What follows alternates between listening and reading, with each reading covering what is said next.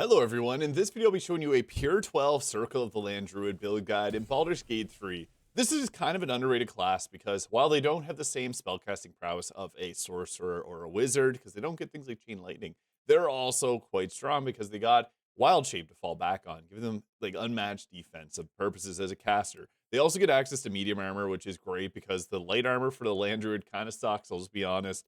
Now, into the build, I like to grab Shalala, use a torch in the early game, getting that 4 to 11 bludgeoning damage, plus the 1d4 of fire damage is extremely powerful, making you the strongest melee character at the start of the game. And Forward Whip, great for pulling enemies towards you.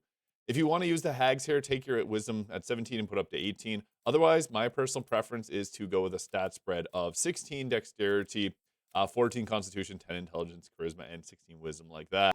Level 2 gives us our subclass. Now, we can actually use our natural recovery to expend our spell slots, and we got wild shape there, which is always a good time for extra health. Now, one of the things with the Land Druid is that we will get some special spells at the next level. We'll take guidance for our next cantrip, and for the spells we'll be preparing, I like to have Thunderwave for the pushback, Ice Knife if you're silenced, Create or Destroy Water to set up your other casters, Healing Word for healing, Long Strider if you have no one else that has it, and then either Fairy Fire or Fog Cloud if you already have someone's Long Strider. I'm just going to take it there because it's a really good spell. Now, level 3, this gives us our first Circle of the Land. These are all good choices, but some of them will give you spells that you already have access to, like Spike Growth and Hold Person. We don't want those. We want the exclusives. So my personal preference is you can go with the Coast here to get yourself the Mirror Image, +9 armor class, reduced by 3 every time you get attacked, and Misty Step for the teleport. I then like to prepare some spells that we didn't take previously, like Hold Person, and we can also then throw on Spike Growth. These are both concentration spells. They have a different purpose. This is more for controlling enemies when they're away from us. Hold Person's for shutting them down and getting free crits for your teammates. Level 4 gives us our Deep Rothic form, which is a great one for a bit of extra health. And then we can take another cantrip here. Produce Flames, actually really nice in the Act 2 because it gives you a light source really easily that lasts until long rest. I personally like to take Pass Without Trace to buff up our team. +10 to stealth checks with greater invisibility is absurdly strong. But if you don't have anyone on your team that's going to use that, Fog Cloud can be a decent choice too. And I guess Long Strider too. Now, this depends if you want Alert for the +5 to initiative or if you want to go with an ability score improvement on your wisdom. Both are great choices. The increase to your wisdom is going to give you better spell casting. Level 5, we get an extra attack in our wild shape. So even if we do wild shape before combat, we got some pretty good melee strength, and then we can come out of our wild shape and we're a good spellcaster too. Then we get another Circle of the Land. And honestly, it's hard to beat getting Lightning Bolt at this level because we don't have a reliable source of damage. Free Water means that Lightning Bolt deals double damage. You also get Flight, which is another spell that we don't really get access to, but it's not a huge one that we really care much about. The other choice would be to get Haste from one of these options here, like the Arctic giving us Haste, which is nice, but I honestly prefer having Lightning Bolt and having Haste from a Sorcerer. Now we can take level 3 spells too. Sleet Storm is always one that I like to have, and Call Lightning. Although it does have a concentration, which is kind of annoying, you could take Plant Growth instead. Ignore those other spells. I do have some mods installed and you clean up. Now, once we get to level 6 here, we get our difficult terrain no longer slows us down. Really great. And we also get the Panther and Owlbear form. So we become a lot more tanky at this point because the Owlbear is just a really good form to have. We can actually take Ice Knife there. It's a nice one if we do get silenced. We do need to cast a spell. Level 7 is a huge power spike for the Druid. Not every class gets this level power spike, but the Druid does because they get so many amazing spells here, which I guess we'll touch on first and then get to the Circle of the Land. Conjure Woodland Being, Minor Elemental, and Ice Storm. These are all fantastic spells. Woodland Being be the biggest value here, but also Grasping Vine is nice. This is a bonus action now. It used to be a full action, and it actually will pull enemies towards it, and it can kind of tank for you. I like to take Woodland Being and Ice Storm at the very least. Now, the only Circle of the Land that doesn't give us a spell that we already have is the Underdark. This gives us greater invisibility. As mentioned, with Pass Without Trace, it's actually crazy. Although at this point, you could take one of these other ones. Like if you want a Blatant Wall of Fire, which you can normally get access to, you can just take it here without having to prepare it because, yeah, we're pretty tight with the amount of spells we do want to prepare once we get level 4. Wall of Fire is a nice spell. A lot of people do like it, so you could go with that as well. Now, once we get to level 8 here, we do get another choice in spells, so I guess you could add on the Wall of Fire there. And then for our feat, we didn't take Alert previously, so we'll take it. If you don't like Alert, you can go with the Wisdom improvement, as that's a really good choice just to get our better spell casting. Now, level 9 gives us a really good option. So, the Arctic gives us Cone of Cold. This is a fantastic spell. Contagion is actually kind of funny because you can make an enemy vulnerable to all damage types, and it doesn't aggro, so you can use this outside of combat. Now, things like Cloud Kill are also unique and you can't get normally. If you have Hero's Feast, this will actually protect your whole team from Cloud Kill, so you can all hide out in it and use Animate Dead, and then they don't get hit by it either. but Cone of Cold is just such a powerful spell that we want it. It's just a huge boost for DPS, especially when we can consider that we can use Create Water to double its damage and then blast away with it, or alternatively use a Water Elemental, because their main punch makes the enemy take double cold damage. So that 64 damage turns to a 128 max damage potential. Very good. I also like Insect Plague here, because this can be pretty useful for just crowd control and piercing damage. Not amazing, but it's an option. Now, level 10 gives us improved Wild Strike. This allows us, when we're in our Wild Shape, to do 2 extra attacks. That's really good, because despite us not being really heavily focused on Wild Shape, we can still do 3 attacks per action.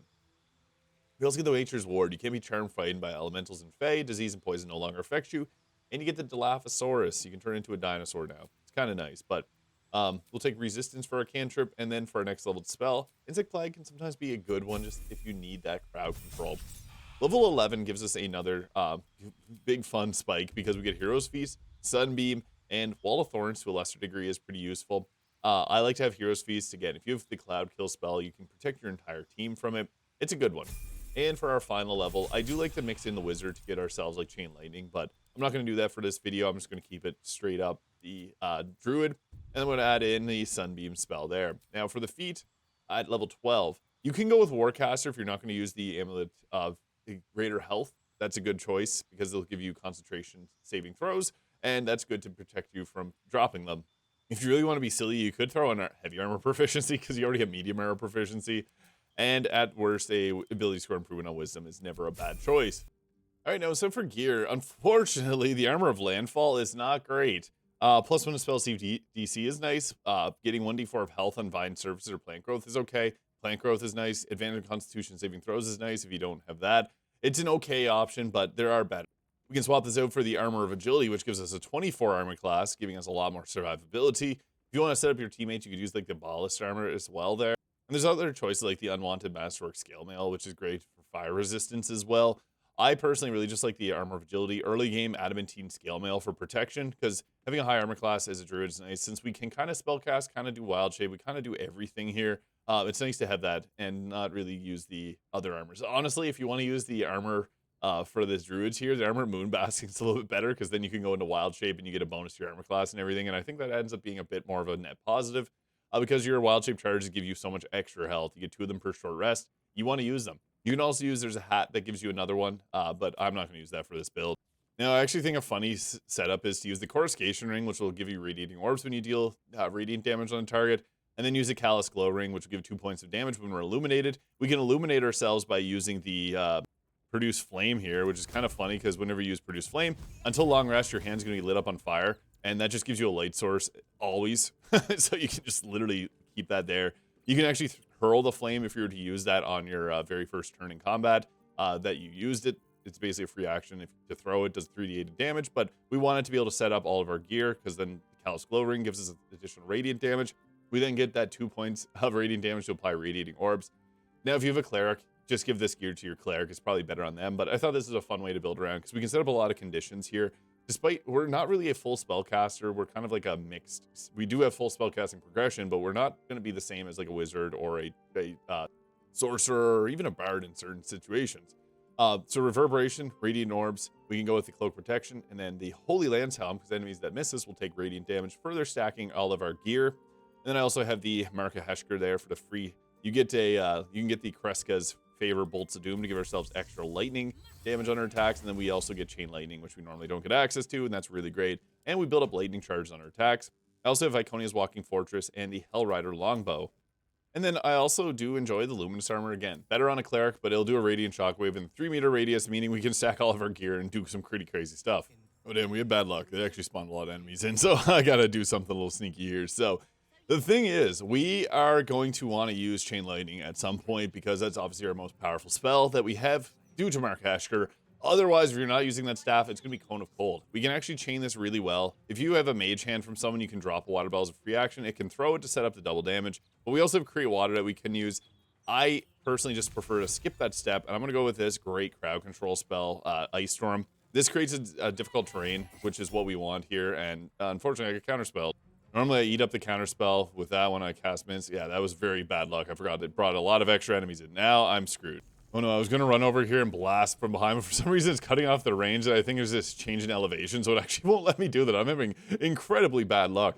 I need to try and hit multiple targets. I only have one spell here. I'm kind of screwed, so I'm even going to eat the opportunity attack there. That gave me reverberation, which is nice.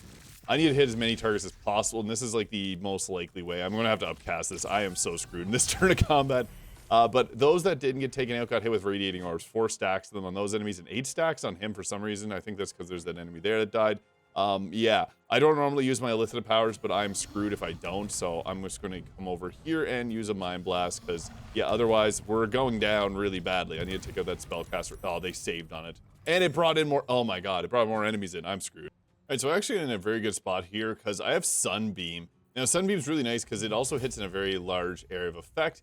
And you can blind enemies, and it does radiant damage, which is the damage type we want. So I'm actually going to use this here. And we can get a free recast of it. That was enough to blind them. So they're blinded, and they also have -4 to their attack rolls from radiating orbs. So I can just ignore them. They also got reverberation. So if I were to, we can actually do some crazy stuff here on the next turn. They may get threatened, and that would end up causing them to get even further reverberation. Or, yeah, even further reverberation, which could knock them prone. Now, we do have the option. Since we have haste on ourselves, I could recast this if there's a very good reason to. I'm going to hold it for a moment. We can hold the concentration. I'm just going to go with a chain lightning here. 80% hit chance, and I hope I can take them out. We just need to go for big numbers, taking out targets here. And if we didn't take them out, we could apply radiating orbs on them. And unfortunately missed that target, but that was not a bad turn, actually turning things around. And you could use Shillelagh there at any point to give yourself that extra hit chance. But yeah, don't really have many big uses for my bonus action here. Could just potentially just use that to heal a target here that needs it. Potentially eat up a counterspell. That's one of the nice things about healing works. Sometimes they will try to counterspell it, but we already cast spells. They would have done that to start. Now, this is hilarious. What they did is they came and attacked us, and they're blinded with radiating orbs. The reason that they're floating in the air right now is because when they missed, it actually got us to apply a condition, and they got reverberation, so they're about to fall right on their ass, which is perfect because their turn ends right there. I didn't need to react or do anything because they're now just laying on the ground. And another successful radiating orbs turn because they were able to miss every single attack. Now, this isn't ideal placement, but I can hit 2 targets here, so I'm going to go ahead with blasting that one. It took them out, and then they got hit. Now, another thing is I need a large area of effect because there's enemies running from all corners of here. And I don't really have a good spot to do anything. I'd love to hit a Cone of Cold. That's one of the most powerful spell options that I have. But at worst, you could just drop an Ice Knife. That's going to create a difficult terrain below them. I want to show a weaker option too. So Ice Knife, boom, that's really good. Yeah, it took them out, so perfect. And here's another moment where they attacked me and got hit and exploded and died. That's why the Holy Lance Helm is so good. Oh, and there's another one that got hit with this. So Smite the Graceless counts as a condition which will proc the reverberation. So every time that they miss, they're getting hit with reverberation. That's why they took 4 thunder damage there. That's really funny. Genuinely a very powerful ability.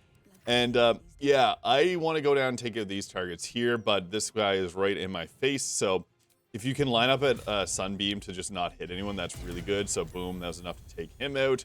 And then I might get lucky with the jump to fly down there. I will take the jump, even though it's going to cause damage. Oh, saved. That's fine. I want to get down here because there's a couple targets that I might be able to sneaky do a Sunbeam attack through. Oh no, I'm having not the greatest luck here. I'm still just going to attack this one target here, and it was enough to blow them up thanks to the lightning charges. And if you get Sonic Backlash, that's a nice way to also apply your radiating orbs. That was 6 stacks on that one enemy there. Pretty crazy stuff. And then it was enough to knock them prone to end their turn. They have 6 stacks of radiating orbs. They ain't hitting a shot.